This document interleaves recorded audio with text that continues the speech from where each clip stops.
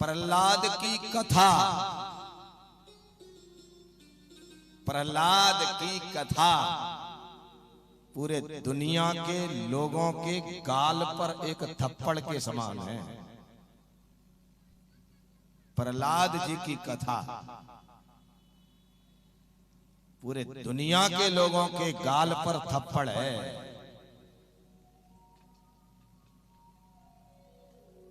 जिस परमात्मा को, जिस भगवान को, जिस ईश्वर को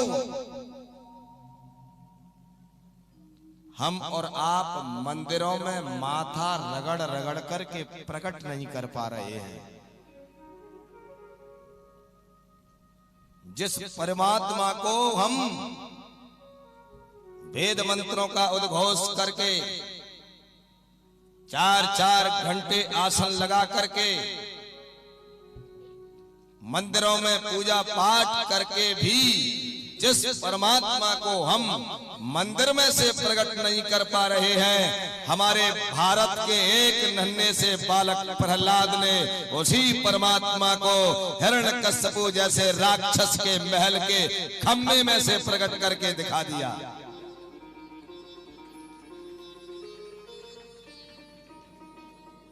जिस परमात्मा को हम मंदिर में से प्रकट नहीं कर पा रहे हैं,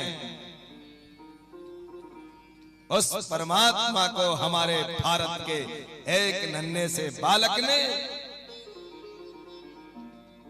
राक्षस के महल के खम्भे में से प्रकट करके दिखा दिया।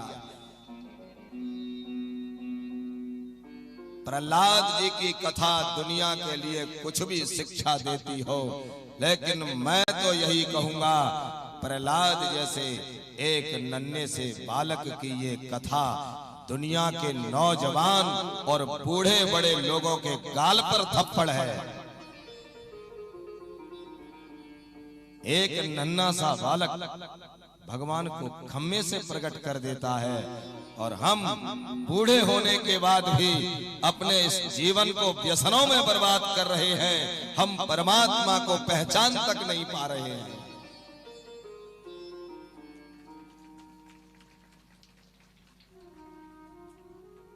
विश्वास चाहिए परमात्मा के लिए,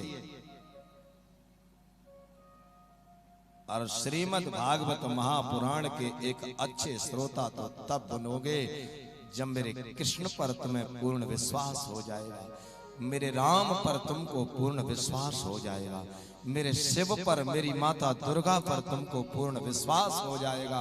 उसी दिन आप प्रहलाद बन जाओगे। प्रहलाद का तात्पर्य है भगवान में अखंड विश्वास।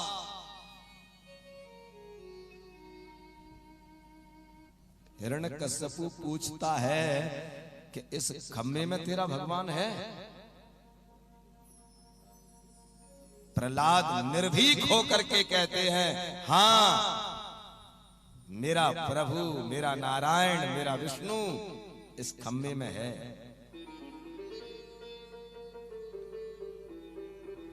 आपसे अगर कोई पूछे कि इस मंदिर में भगवान है, हाँ होगा, मूर्ति रखी है, पूजा पाठ होता है, पता नहीं है कि नहीं भगवान, विश्वास नहीं है। प्रहलाद को यह विश्वास है कि मेरा विष्णु इस खम्भे में है। और सज्जनों, एक बात मैं कह दूं, अगर जीवन में तुम विष्णु को देखना चाहते हो, जीवन में तुम कृष्ण का दर्शन करना चाहते हो,